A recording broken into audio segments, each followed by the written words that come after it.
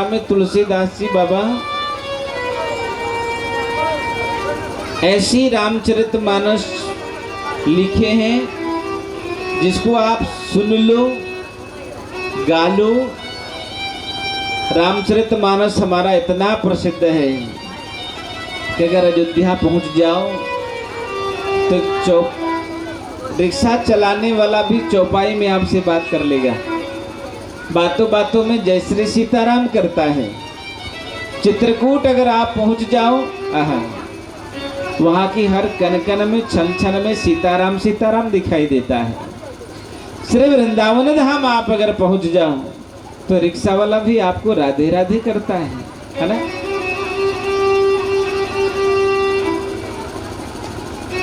आप अगर बंगाल क्षेत्र में अगर पहुंच जाओ, सारे लोग हरि बोल, है ना, हरि बोल करते हुए दिखाई देते हैं।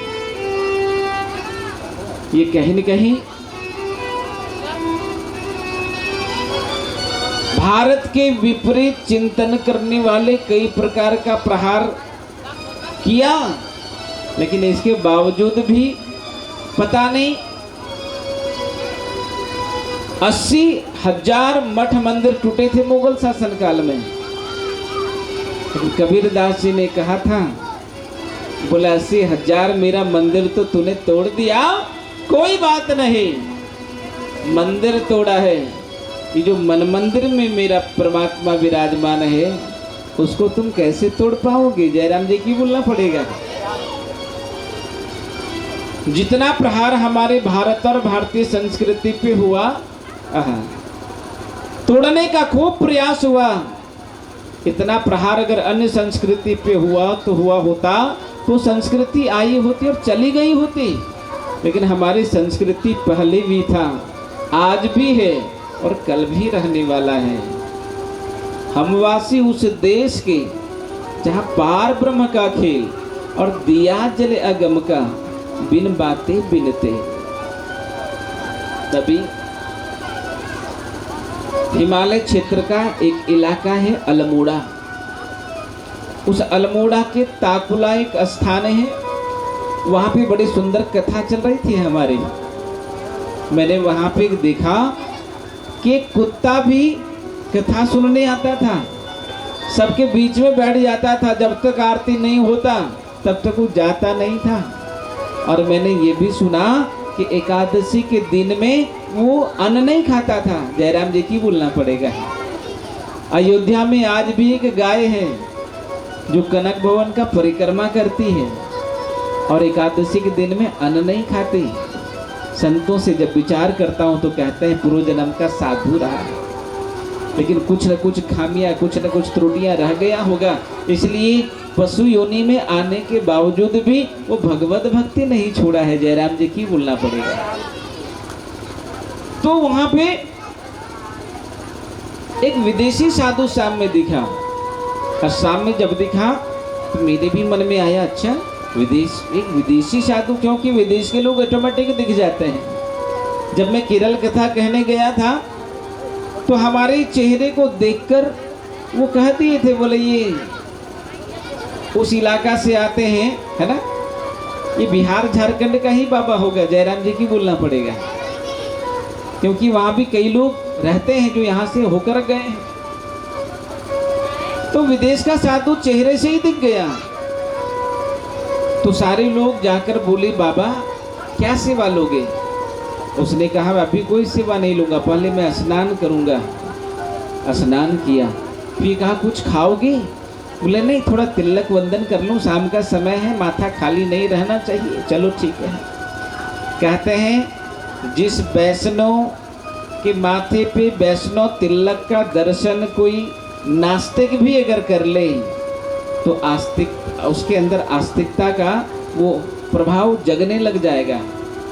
जिस तिलक को आप वैष्णव तिलक लगाते हो, श्रीमद् आदि शंकराचार्य जी कहते हैं, कोई अगर गाय या बैल या कुत्ते के ऊपर भी कोई तिलक ये लगा दे और मैं देख लूं तो मैं दंडवत कर लूं। जयराम जी की बोलना पड़ेगा, क्योंकि ये तिलक कोई साधारण तिलक नहीं है।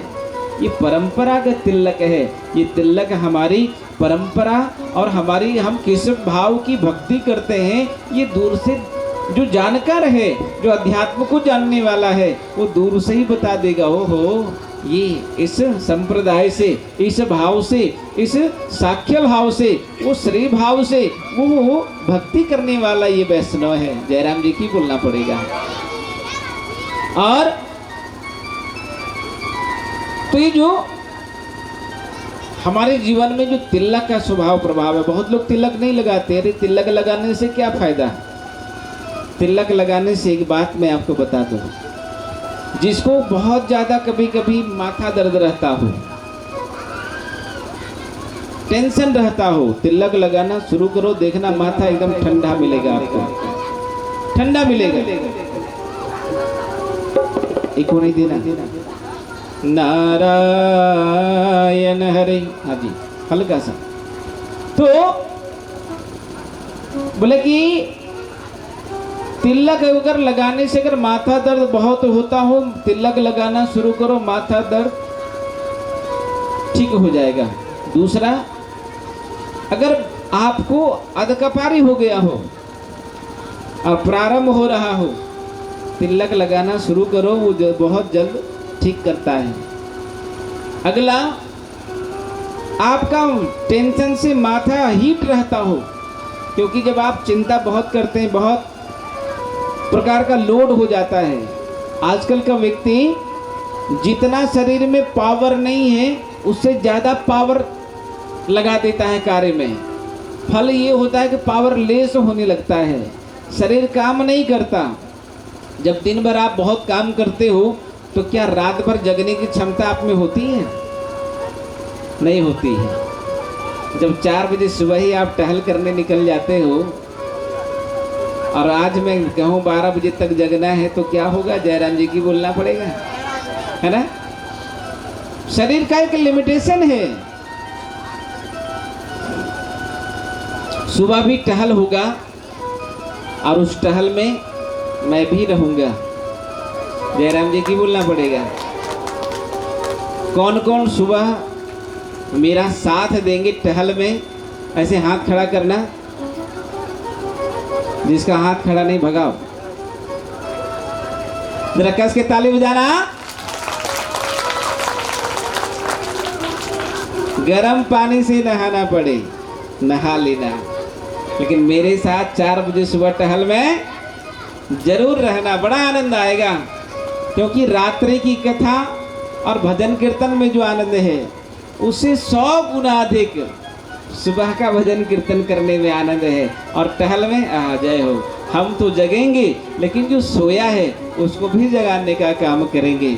और ब्रह्म मुहूर्त का बेला, जो विद्यार्थी 12-12 घंटा पढ़ता हो और 12 बजे तक जगता हो और 11 बजे उठता हो, मैं गारंटी के साथ कहता हूँ, वो विद्यार्थी बहुत पढ़ ले पर सक्सेसफुल नहीं होगा। पर 12 घंटा की जगह छोड़कर वो 4 घंटा ही पढ़ ले और ब्रह्म मुहूर्त बेला का उपयोग कर ले, मैं गारंटी के साथ कहता हूँ, वो 12 घंटा पढ़ने वाला विद्यार्थी को पीछे छोड़ देगा, वो आगे निकल जाएगा और सफल ही सफल होगा।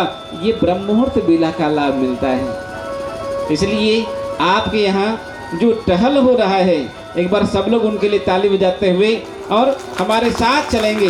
बोले श्याम रामचंद्र भगवान की।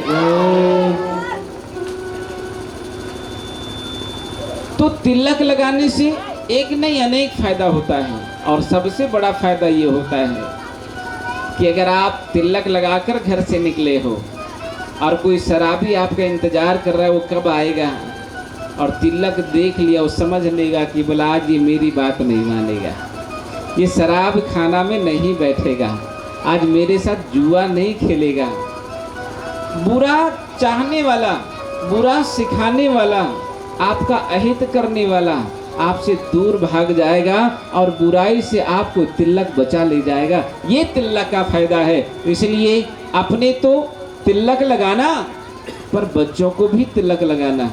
अगर हमको परंपरागत हमने दीक्षा नहीं ली है, अगर वो तिलक नहीं लगाते हैं, वही बात नहीं, कम से कम रोली का एक बिंदी तो हम लगा ही सकते हैं। और बिंदी लगाकर अपने तो लगाना, पर अपने बच्चों को भी लगाने का संस्कार डालना, क्योंकि ये हमारी संस्कृति का पहचान है, हमारा धर्म का पहचान है। कैसे लोग आपको पहचानेगा कि आप हिंदू हो कि नहीं हो? जयराम जी, मुसलमान को दूर से हम पहचान लेते हैं कि वो टोपी पहनता है, बड़े भाई का पजामा और छोटे भाई का कुर्ता पहन लेता है ना, वो पहचान में आ जाता है।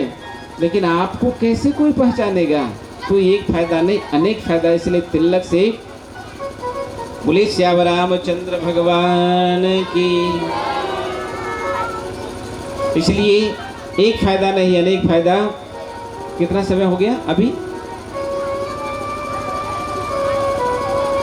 आइए एक भजन गाते हैं।